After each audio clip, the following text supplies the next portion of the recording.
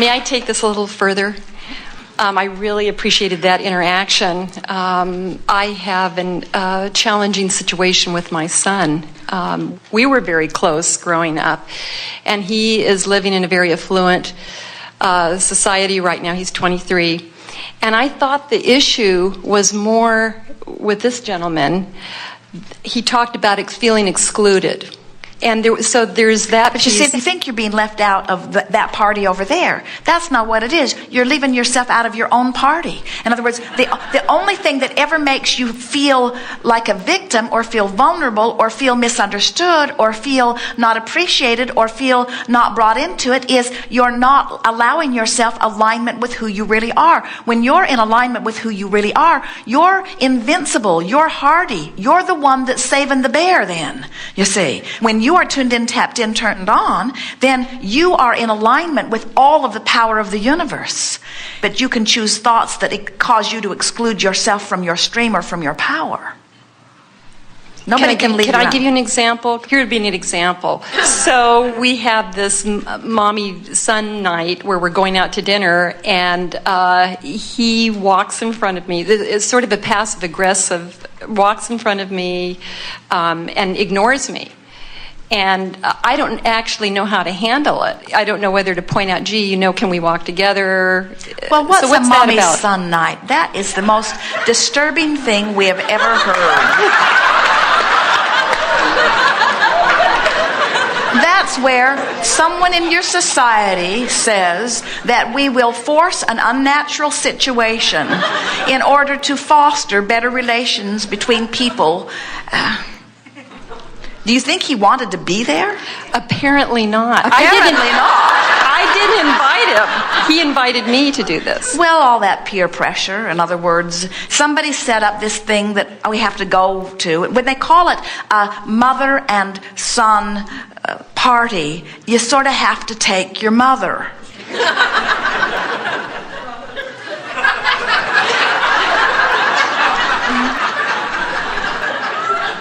Was that yesterday or many years ago? No, a couple months ago.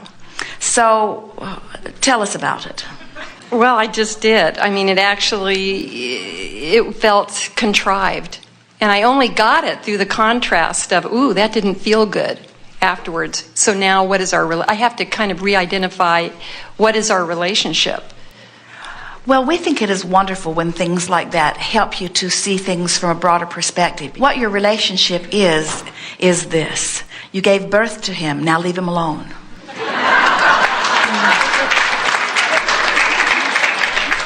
You were the avenue through which he came forth into physical experience. And you are an example, as is everyone else on the planet, of someone who's in alignment or not. Most parents really have this distorted point of view that it's my job to think everything out for you and to sort it all out and to give you the right answer to all the questions. And what's really interesting is you can't have lived all the life that is necessary to live to give all the answers to the questions that your children are going to come up with, because your life is different and the same questions are not there. And so when you get it, that it's not your job, that law of attraction will respond, and that your child has an inner being who is always aware and always calling. And that as a parent or a mentor or as anyone who cares about anyone, even if it's a stranger, that your work is always the same. It's to do your best as you can do to stay in alignment with who you are, so that you can teach through the clarity of your example the joy of being in alignment. In other words, the best that you can do for anybody that you care about is to show them how to close their own gap.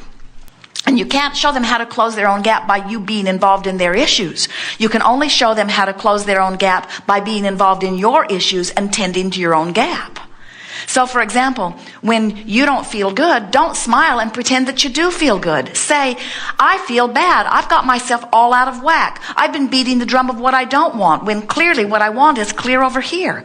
I have to find some way of closing my gap. Now, let's see if I can find some positive aspects. Let's see if I can at least stop pointing in the wrong direction. Let's see if the stream will carry me. Oh, yeah, I'm feeling better now. In other words, demonstrate your awareness that there is a broader part of you that is calling you, and demonstrate your awareness awareness that you can deliberately get into alignment and then leave them to their own experience, because we promise you, they do not want to feel bad. Your children don't want to feel bad, and know in most cases much better than their parents how to keep themselves feeling good. But parents who have lived longer and therefore are more disconnected than their children still believe that they must sort out all of the conditions and come to the rightnesses and the wrongnesses of the world. In other words, parents are, for the most part, still very much trying to control conditions where the youngsters are more intuitively closing their own vibrational gap. That's the war that is going on predominantly between parents and children. Parents think that they got here first and therefore they know more, and children know that they got here later, therefore they've forgotten less.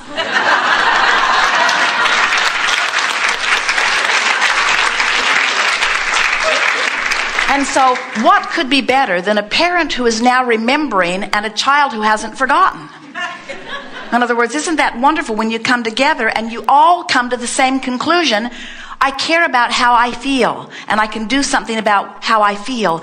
And your daughter or government or country or issue or circumstance or event, you do not have to change in order for me to feel better. In fact, I've given myself freedom in the only way freedom can come. I've given myself the freedom of alignment because my alignment is exclusive of anything that you are doing. That's the only place you'll ever get freedom. If your happiness depends upon what anyone else does, you're in deep doo-doo. Because you can't align your perspective. And so people spend lifetimes, look at the centuries of war that goes on in regions around the world as you are determined to convince others that your idea is the right one. They are so scrambled they can't even figure out what they want now. Most people are so much more aware of what they don't want, they can't get into alignment with who they are. And in their pain at not being in alignment, they're sure that it's somebody else's fault. It is the truest picture of bondage to separate yourself from source and then think somebody else has done it and ask them to do something to get you back in alignment when they don't have the power to do it. And that's what these kids are trying to tell you. Parent, mother, I love you so much. Dad, I love you so much. But I can't do it your way because you're outside of my guidance system. I can't consider everything that you're saying and close my gap. You've got a different set of rules going on. Can you imagine if Magellan, the navigational system in one of Jerry and Esther's vehicles, tried to be really helpful and overlaid 10 maps, 10 different maps of 10 different people and where they are and 10 different destinations, and said, here, this may help. It would just cause absolute chaos, because the only thing that matters is where I am in relationship to where I want to be, and my emotion is guiding me there. But if I have to factor in what mom did when she was my age, and what whoever set up the stupid mother-daughter party thinks about it all, and what the religion thinks about it, not only this one, but that one, and that one, and that one, and that one, and that one, and that one, and that one, and that one, and that one, and that one, and that one, and that one, you just drive yourselves out of your minds by trying to factor in what everybody thinks about something that hasn't got anything to do with them, while you distract yourself from everything that does have to do with you, you see. So, next time your son invites you someplace, say, do you really want to go? Is this something you want to do, or is this something that somebody else thinks is a good idea for us to do? And having had that experience, now you know that, you see. Isn't it just so interesting to do something because somebody else wants you to do it, and then you get in the middle of it and you just hate it. Now you have to keep pretending that you don't hate it because you don't want to hurt their feelings, but you're not lined up, and so you're not having a good time, which makes you lousy company. And then they're not having a good time, and then they feel bad for inviting you because they're not having a good time either. And then you say, well, we have done our responsible thing. We did something that somebody else wanted us to do in order to prove something that they needed to prove, and all we ended up with proving was that we hated being here. And then we say, well, just keep paddling upstream and giving each other trophies about how many mother and son dinners you can endure. And we say, our idea of going with the flow is someone invites you to something, and your first response to it will give you a reading on whether you really want to go or not. And if you will do nothing out of obligation and responsibility, and everything because you can feel that your inner being is calling you toward it, You will never again be in a situation where you will be eliciting from someone something less than who they really are. You must be selfish.